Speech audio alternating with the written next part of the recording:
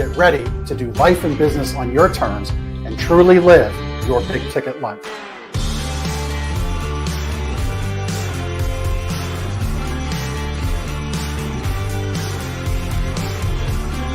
You either make excuses or you choose to level up. What amazing guests living the big ticket life. Woo! Woo! Brandon Brittingham. Appreciate you having me here today, man. It's that kind of discernment, that kind of focus, that kind of forward thinking that's so important if you're going to succeed in business today. Jeff and I are like friends. We're real friends. We are like so you unlock fortune and freedom without all the stress that normally comes along with it. It all comes down to your why. Your business, why are you doing it? How is it going to change the world and what's it going to do for your family? I want you to celebrate your success. Talk about the struggle, but I promise you, the story is in your struggle. They'll never be able to say that about me because people only see me working hard in anything that I'm doing whenever they see me. Focused on your success and the success of those around you. But being that constant in your community, good or bad, whether things are great in the community, bad in the community, be steady. Unapologetically do business and life on your terms and truly live your big ticket life. What amazing guests living the big ticket life. And we discuss how they do it and the big ticket methods they use. The things that make your life successful so you do life and business on your terms. In and of itself, the only limitations that we really have on ourselves is the ones that we allow to be put on ourselves. And most people don't look at it in that perspective. There's nothing wrong with being humble, but there's also nothing wrong with stepping into your superpower and letting people know who you are.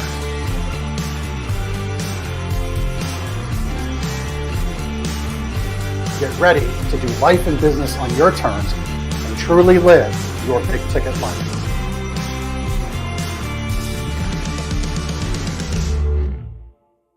Well, welcome to another great episode here on the Big Ticket Life. This week's guest is a cross between a best-selling author, decorator, Iraq War veteran, ordained minister, certified holistic life health coach, emotions mentor, certified emotions mentor, that is, certified Reiki practitioner, and a whole mix of other things.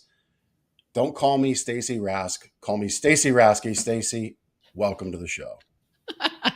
Thank you, Jeff, for having me. That's so funny. I mean, it is hilarious having that sort of list of credentials because I never lead with the credentials. I always lead with my story, especially when people generally look at that kind of stuff and think, oh my God, she's so woo, blah, blah, blah. I'm like, no, I'm not woo. I am Wu-Tang because self-mastery is gangster AF, right? Gangster AF. That's what I knew about you. Right. You got the more gangster badass side. And I was shocked in your press kit when you sent it across. I know. They're like, people like, wait, Iraq War veteran, badass biker chick, and you do all this other stuff too? I'm like, yes. Yeah. Very cool. So let's jump in. And so first of all, thank you for your service. You're welcome. Very much appreciate that. So what years were you in the Iraq War? What was your time of service there? So actually, it's funny. I joined in February 2001, and I literally just finished basic training, AIT, biowarfare detection school. I'm home on leave in Salt Lake City, Utah, and literally 9/11 happens. So 2 days later, I was at my duty station, and my very first deployment was actually to the Pentagon to clean up anthrax after 9/11. And wow. I was in all the way till 2004. I was on the front lines when we invaded Iraq in 2003. Actually got hurt during my deployment. And so when I came back, I ended up getting a medical discharge in 2004. Okay. Wow. That's quite the start of your time involved with Operation. I guess it would be incorrect to say Operation Iraqi Freedom. Was that a little later? Nope. That was it. Mm-hmm. That was okay. I wasn't sure if there was a delineation between the first involvement overseas and then the second, but very good. Well, thank you for your service there. That's wild to be cleaning up anthrax at the Pentagon. Yeah. I mean, what was that like? It was well, and having access to the actual crash site too, like that was very, very, very humbling.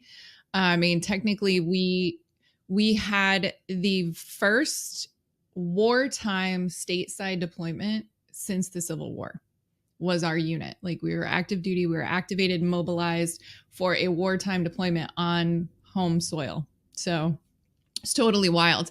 And it was just interesting because, we're having to mobilize and basically do our job, but it's in DC. And it was just really heartbreaking being especially in and around the crash site and the cleanup and all of that, and being a part of that. It was really, really interesting, especially, 24-year-old kid.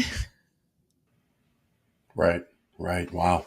Yeah, that obviously, I think everybody listening and watching, by the way, I always say listening and watching because we do live stream this on YouTube, Facebook, and LinkedIn. So it does pay to watch because we do a great job of putting production together. Everybody looks good, sounds good, and we show some cool stuff throughout the show. So I always try to do a service to audio only listeners, but you do want to watch. And I know that day, everybody who was listening and watching has memories of 9/11. And for me, I was stopped in at the building products warehouse where I was a sales rep. And I'd stopped in maybe 15 minutes before. I was just getting ready to head out for the day. And then the news starts breaking, and there was major roadside construction going on adjacent to the building. And in walks one of the foremen, and his son, unfortunately, was in one of the towers. And you talk about a humbling, human, devastating, emotional, any adjective you want to throw in there around that day, just to watch somebody kind of break like that was a rough moment for all of us, but especially for the father there that came in. So thank you for your service. Kind of didn't want to start, we kind of took a turn there to interesting town, but hey, this is, as we said in the pre-show, we're going to have an authentic, organic conversation. So how does, tying in your service experience, you've got a pretty big depth of experience in life, right? The phrase now is lived experiences. So, what takes you from service to where you're at now? Let's kind of span that journey, and then we'll dig into each kind of timeline along the way. Yeah, absolutely. Well, it is. It's interesting now being this, focusing on leadership development and creating high performance leaders, high performance cultures, high performance teams in the way that I do now. And it is bringing this beautiful life experience, leadership experience, and this crazy amalgamation that has been my personal and my professional life and my own journey together to look at it in this very holistic way.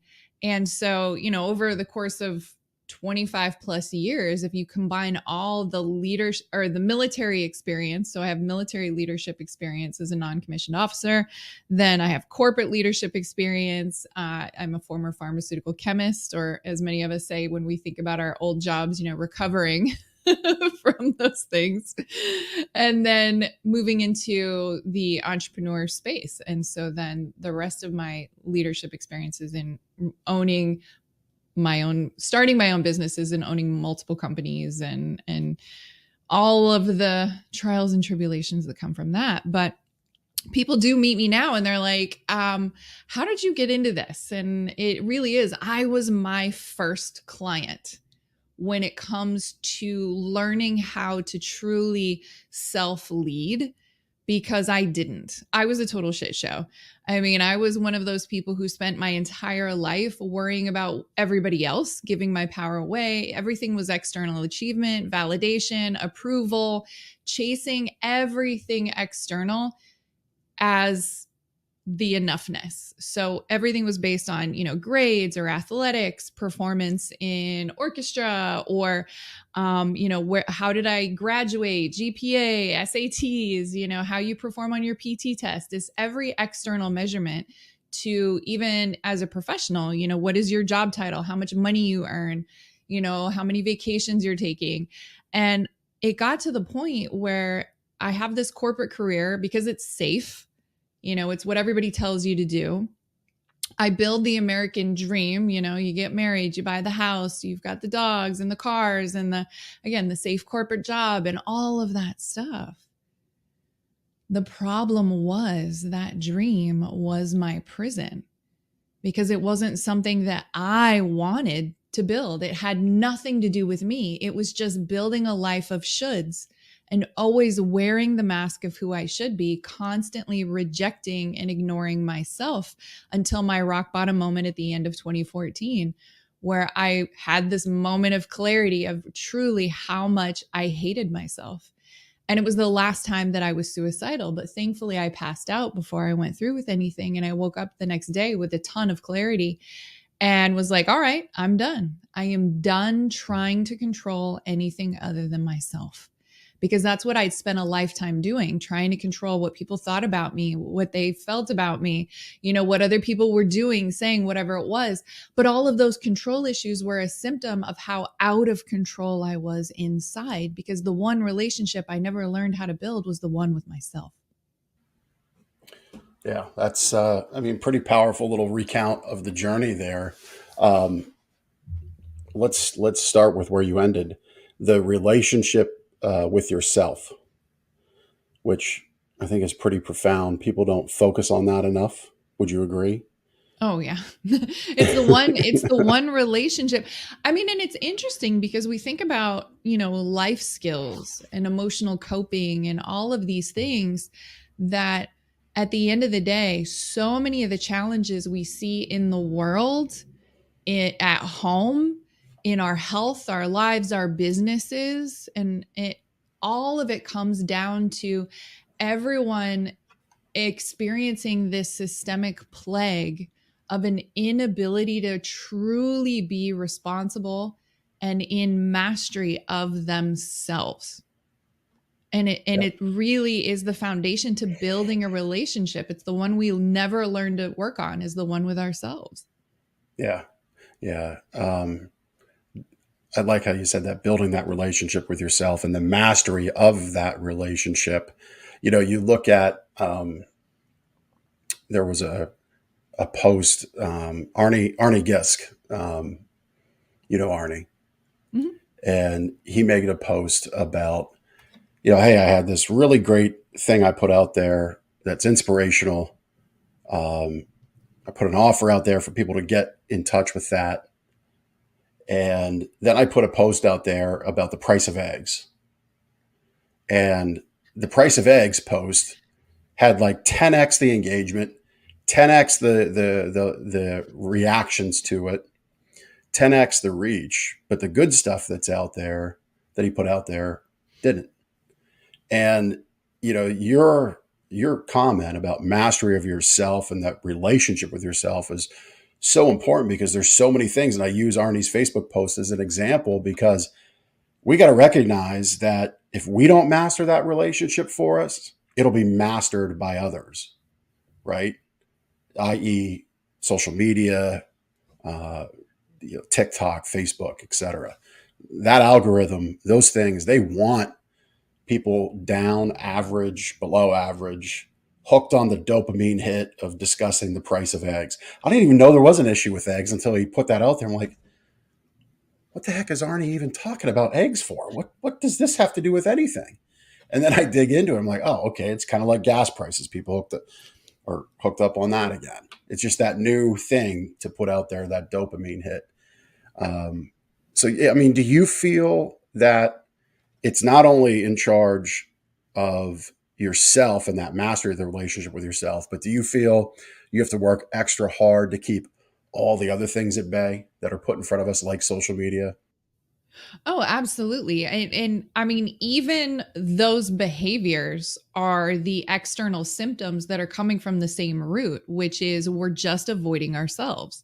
If we don't build that relationship with ourselves, basically, as I always say, if you cannot lead yourself, how can you lead anyone else, let alone lead a revolution?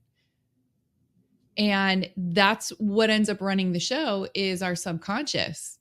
And so I see it all the time. I see people, starting businesses, and they bring this subconscious toxicity into their ecosystem, and then they wonder why they have such a challenged culture in their company, right? They're wondering why they have employees skimming time, or mid-level supervisors not stepping up and taking responsibility and all of this stuff. And I'm like, well, the first thing I'll ask will be like, okay, well, where do you not respect your own boundaries? Or where are you not following through with personal accountability?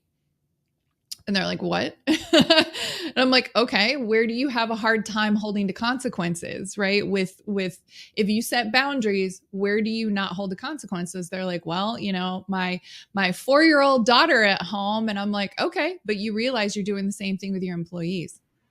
Right. Has anybody ever said to you in those moments, hey, wait a minute. I invested to have you come here and fix them, not me.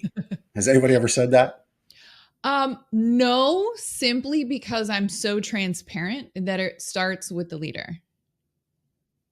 No matter what, even if we go in and we're doing, because sometimes it is working with the individual, right? It's the leaders that come in and they're like, okay, I know I need to take responsibility. It starts with me to change everything. And sometimes they do. They'll hire me and the team to come in and they're like, all right, we've got to completely reset the culture. And I'm very, very, very upfront with them that we are spending more time with the leadership than we are with the team. Because it's like all things. Do you want to patch symptoms or do you want to get to the root? And too many people just want to patch the symptoms and be reactive. And I'm like, you can stay in that cycle all day long. But until you're willing to truly take a step back and look in the mirror, be radically honest, and be in radical ownership, nothing will change. And it starts with all of us internally. Every single one of those leaders, it's like, all right, how's your daily routine? What are you doing to take care of yourself? What are you doing to build a dialogue with yourself on what you're thinking and what you're feeling? Because that's the stuff that's getting poured into your family. That's the stuff that's getting poured into your business. That's the stuff that's getting poured into your clients, even your team members' families, because they're taking that shit home. Mm-hmm. Yeah. What you said about addressing the root and not just the symptom, being transparent with leadership about what your work together is going to be, I see as super important, because I think what happens in a lot of organizations, and I'll ask you this question if you agree, and what you've seen is, so the leader's like, hey, we're going to fix this thing ourselves, this problem. And everybody around that leader, people aside and down, are like, here we go again. They're on the warpath. They're gonna wind themselves up and get all excited. And it'll be just like the last time. It'll be 10 days to 4 weeks of following through. And then we're just right back to our old routine. So then the mantra becomes, let's just weather the storm of this. Right. And we're just going to go back to the old ways because they're going to go back to the old ways. Has there been would you agree with that? Have you seen that in action? Have you come into things like that where we've tried this before? You're our last hope to fix leadership around here?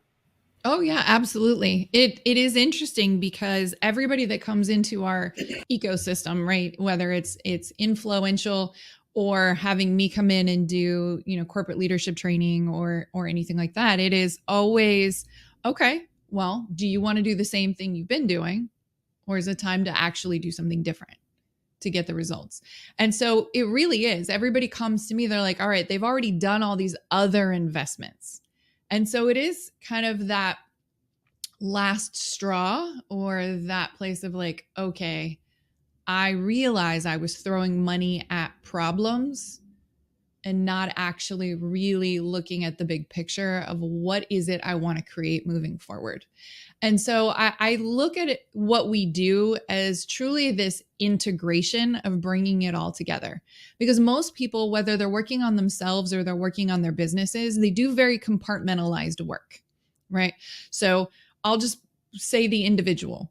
You're over here doing your therapy to work on your baggage and your bullshit. Maybe you're doing some energy work or, working with a life coach, to get your health in order or something like that. Over here, you're working on business strategy, right? Maybe you're dialing in your offers, your marketing and messaging, something like that. Everything's very compartmentalized and separate. It's great you're doing that work, but what happens is you start seeing the symptoms, compartmentalized success. For some of us, that's where maybe business is going good, but our health starts to suffer or our marriage starts falling apart. Compartmentalized success. Or you see it inside of your business when this team over here, they're doing good. This team over here is doing good, but they're not talking to each other. Right? It's everything starts getting really hard. Systems are not functioning. Nothing's integrated. And so that's where the difference is we approach it in such a holistic way. We're looking physical, mental, emotional, spiritual, leadership, strategy, all of it together. Because I don't know about you, but I show up as all of me to everything that I do. So I can't just focus and compartmentalize on one piece and think that's going to fix everything. If I need to increase my profit, it's not just a sales and a delivery problem. Right. There's way more to it than that, right? So that's the big I key. love that analogy of well, it's not an analogy, it's a reality. When you started down that path, I had a picture in my mind of a silo, which kind of is the same thing as compartmentalize. But I love the breakdown about how you do compartmentalize success away from marriage, team success away from each other, where then the leader has to become that conduit. And it's like, the more successful we get, the more work I got to do because these people are so busy over here and these people over here don't necessarily like those people over there and they're still successful. And I still have to be that conduit and more work gets dumped on my plate. So now that reality of compartmentalized success, that work on that plate of the leader now translates maybe to that personal stuff, as you said, right? Mm-hmm. Oh yeah. Always, because that's what's running the show. That is our ability to be effective leaders, our ability to communicate with our team.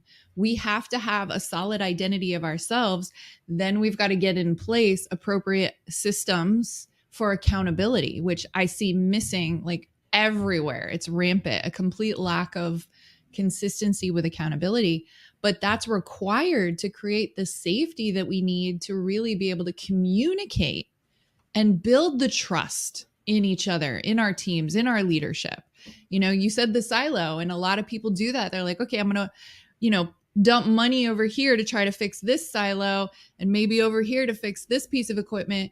Why not address the whole vision and let's look at the whole farm? Because the whole thing needs to work together. Right. Yeah. Yeah. You can't just be growing in that one area and letting everything else die on the vine, so to say. You touched on something as we bridge the gap from your service time to present time. You talked about like chasing the American dream, doing all that, putting all that energy into, I forget how you phrased it, the way others view you, basically all the things you can't control. And that word balance came out there. My belief on balance is define it for yourself. Stop trying to chase what balance looks like for other people. I think so many people listen to folks who say, well, here's what balance is, but they're obviously saying it from their perspective on the world. What works for them? What's been the success for them? As a successful person, the path for me as a guy's guy, if you will, cigars, whiskey, cars, toys. The path for me would be like an exotic sports car. Well, look at me. I'm a big guy. I don't really fit in one of those. And most importantly, I don't even want one. My cool car is a 1974 F-250, the original Bigfoot truck. Like that's my exotic car, right? So if I got hung up on getting a Ferrari or a Porsche or a McLaren or any of that stuff, I would feel that I'm lesser to my peers, if you will. And I don't deposit into that ideology of chasing that dream. And if I did, I'd be way out of balance. So for you, where do you help people find balance? Where do you instruct them on what those levers, those scales of achieving balance, and really, I guess, more like peace within themselves is really the statement, right? How do you, And that's it. let's talk on that a little bit. So the first thing I always tell everybody is balance is bullshit, because just like you said, the scales, everybody's trying to create balance as though it's an equation. Mm-hmm. And that's where it turns into this internal battle. And really, we see it externally too, right? It's there's always something we're battling. And I always say, again, being a veteran, a war veteran, I'm like, every battle you're fighting in your life or business externally is a reflection of the war you're raging against yourself. And that's why the second we step into trying to create balance, everything falls apart. We're never going to be able to get the scales in any type of equanimity. And so instead, I always say create harmony.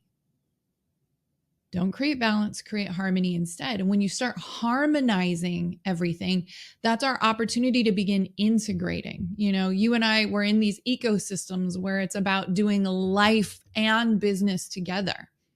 But not everybody really understands what that means.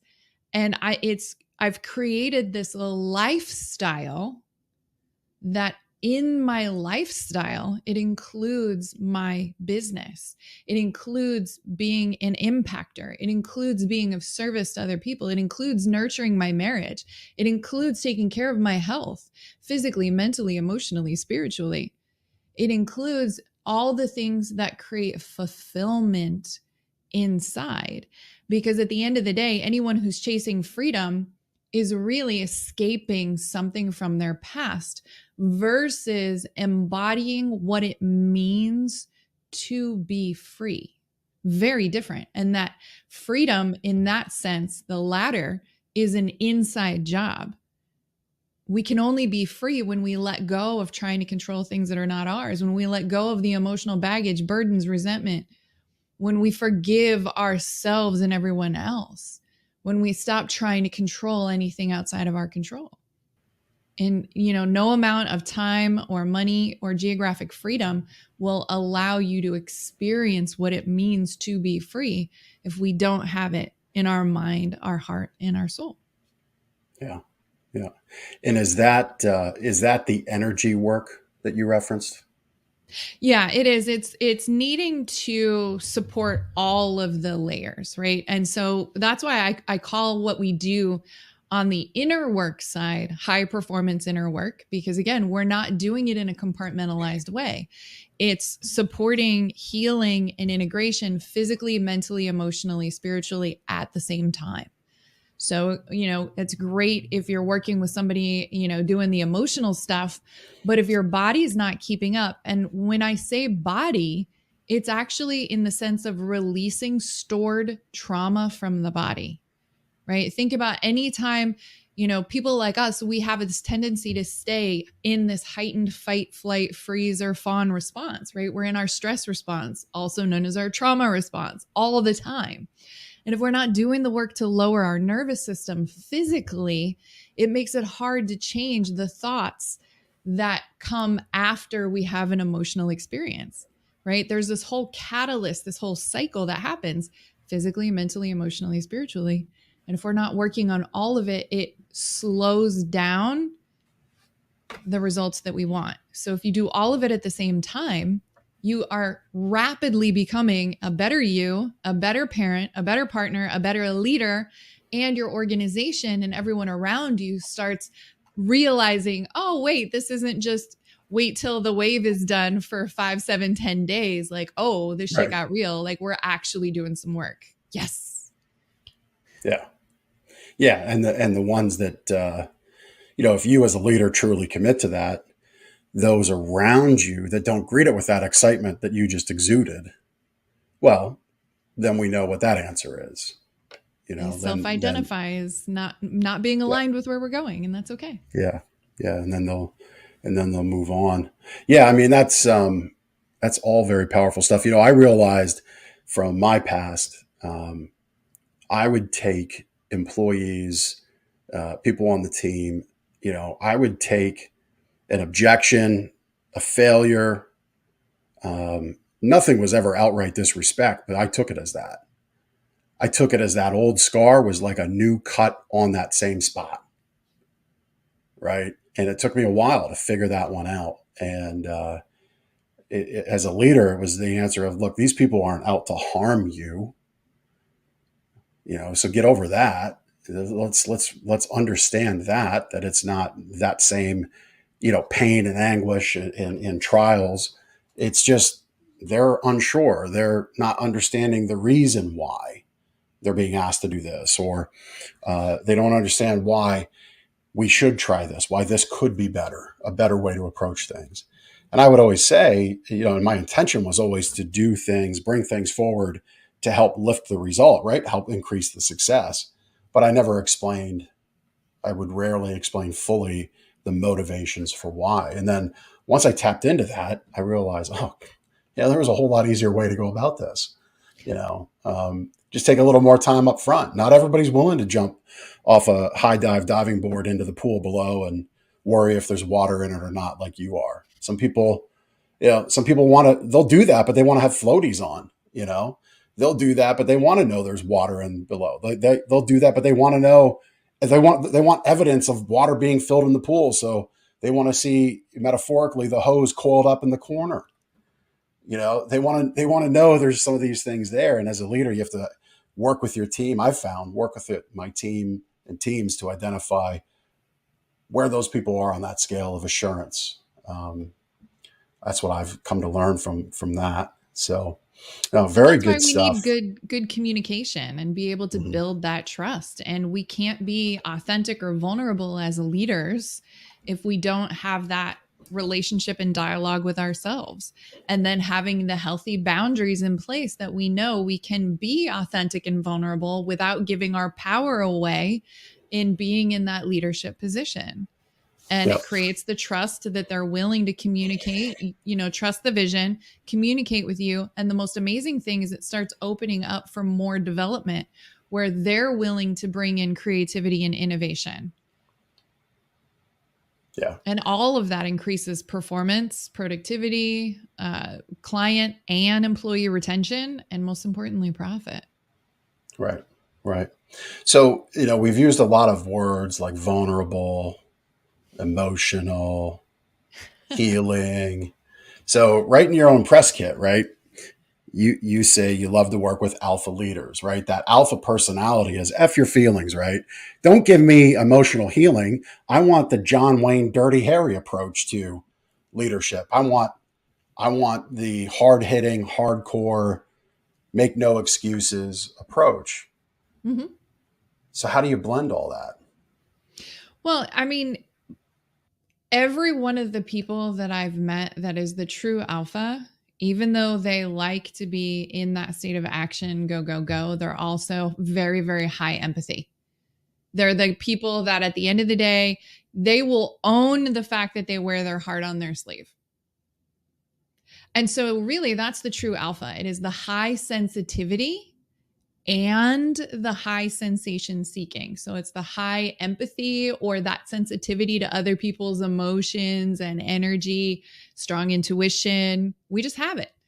And then when you've got that combined with that high sensation seeking, which is that high level of drive, but also needing a lot of stimulation. So it looks like things like ADD, ADHD, neuroatypical or neurodivergent, because we have these superpowers, but we live in a culture and a society, especially if we come from trauma, where that emotional sensitivity or that energetic sensitivity has been either, it's not encouraged, it's been used against us. And then for people like myself who've come from a high level of childhood trauma, we just shut that down behind the walls. And the biggest wall we have is control. And so hustle is a control issue when we do it for the sake of being in a state of action without intention. Now we're sitting here doing what we can, as much action as possible to try to control the outcome, the results, which at the end of the day, most of the outcomes that we're trying to generate are actually not within our control. And it's truly amazing how much we will kill ourselves. And, you know, speaking especially to the entrepreneurs, we've all, you know, you start your business, it's your baby, you are going to work and make it happen.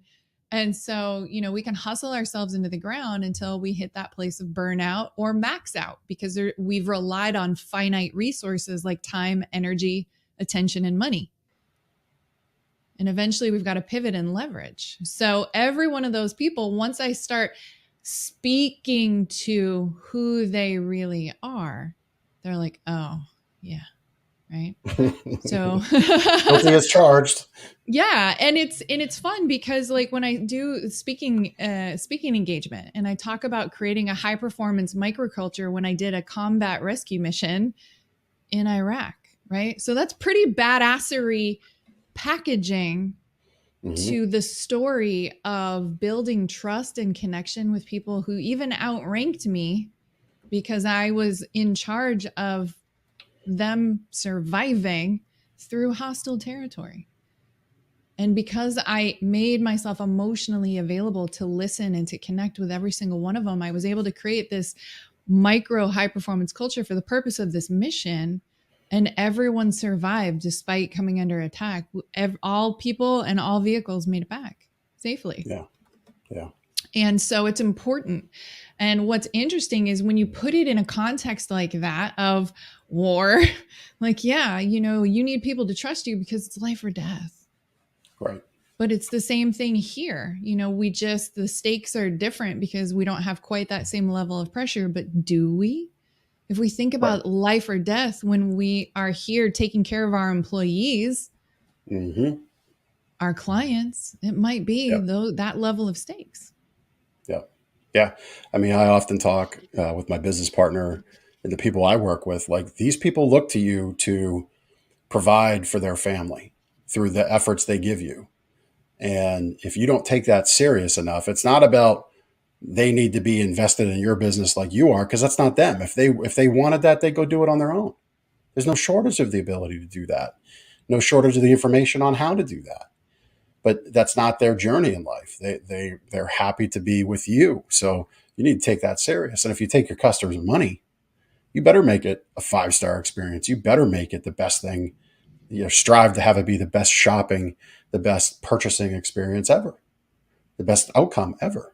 So no, it's not life and death, but it needs to be thought of seriously. And that's the way I look at it. So we're wrapping up our time together. Obviously, if you've been listening, watching, you can see that Stacy's really got it going on. She is into helping leaders really find the true leader within themselves. And you run events, which is not an easy business, but you've got a really great event, because I've put on events. I know it's work. It's work.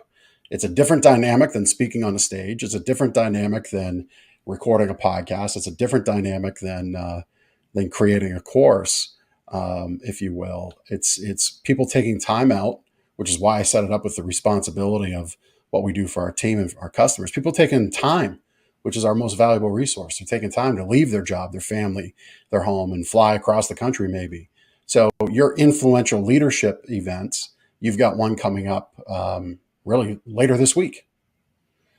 This month. Well, yeah, I think from the time that this will be live, yes, it would be later this week. Exactly. That's right. Yeah, it is 26th and 27th of January in Tampa. So if you're anywhere cold, it's definitely a good time to come down. But this is the space. We've got the most amazing speaker lineup. I mean, international award-winning speakers, but more importantly, these are not just speakers. These are people who are leading and living by example, who truly embody the message that they're speaking on, whether we're talking about behavior, self-mastery, leadership, communication, branding, voice, culture, creating a high performance culture, and even the financial aspect. We have an amazing business strategist who will be really diving into how to plan your 2023 and how to understand what's unfolding economically to protect yourself financially and really maximize your financial ROI in 2023. Yeah, sounds like a great time. I've seen some of the speakers. I know some of the speakers going there. So, and I know you've always, you've made a name for yourself for putting on high class, high impact, valuable events. So where would people go to sign up for that, join, learn more information? Thank you so much. I appreciate that. Yeah, it is be InFLOWential.com. And I'm sure you'll have it in the show notes. It is the importance of this particular events that we do is we keep them very intimate. It maxes out at 100 spots. We have a few seats left. Whether you do the VIP experience or the general admission, you're going to have that time and space to do the work. So it's the mentality and the mechanics, the results and the relationships. You have the opportunity not only to, have the speakers pour into you, but you're going to do the work there. We've got the breakouts. We've got the mastermind time. You've got the opportunity in this intimate space to deeply connect with all of these geniuses in their different industries. And all of them are approaching stepping into the leader that matches your big 2023 goals inside and out. So, it's the inner work and it's the business strategy, even the self-mastery strategies to implement in the new year to make sure you create everything that you want. Love it. I'm a big believer in getting out of, first and foremost, getting out of your industry's cocoon. Yeah. Like I don't really go to any of my industry events. I go to our trade shows, but I don't go to our industry events really per se. But I'm a big believer in getting in, rubbing elbows with other people that have other talents, other skills, other industries, because you can learn and take from what they're doing and directly apply it. As you said, you've got that combat, like real bullets flying over your head combat experience to guide how you can help leaders lead those around them without the stresses of, combat around you. But you can take and rub elbows with everybody else's experience. And I like that it's a more intimate event. The big ones are nice. Usually you'll see the big marquee names. But beyond that, you are strangers with everybody even around you. So those, you can really build relationships and dive deep into what you learn there and expand on it as you go from there and then work through the year. So, and that was, again, beinfluential.com, or was there a / for like the mastermind, or is it just beinfluential.com? Yep. We set it up to where it's just the main one now. It's just beinfluential.com. Yeah. That's right. That's all right. I love it. All right. Well, Stacy, this has been a pleasure. Very much enjoyed having you on the show. It's been cool to see your success take off and continue, I should say, or watch your success from when I met you to continue. That's the more appropriate way to say it. Thank you. But yeah, it's pretty cool to see you. It's an honor to have you on the show. This was a great time. We've got all of Stacy's information in the show notes. It's here in the post where you're watching this video. You've been seeing some of it come in on the screen. So no reason to not connect with Stacy if you haven't liked what you've heard.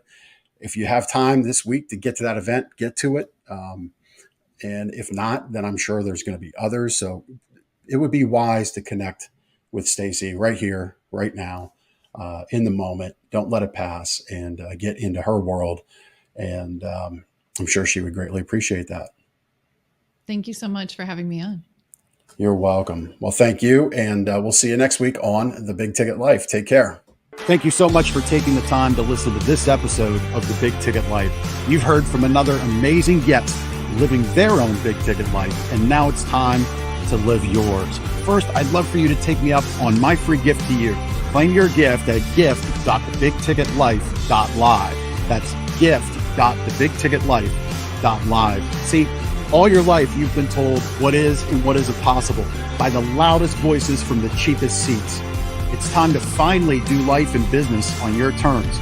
Sure, you've heard similar things, but without clarity on what can be done, it's easy to have your customers, employees, maybe even partners, and your spouse keep you from truly living a big ticket life. My big ticket methods shift you into that investor seat in your business away from commodity and away from competition into a market of one, so you can finally live your own big ticket life. So my gift to you is for you to book your discovery call today, where we'll uncover first the Chivo behaviors, those chief everything officer behaviors that hold you back, and why moving into the investor seat in your own business is critical.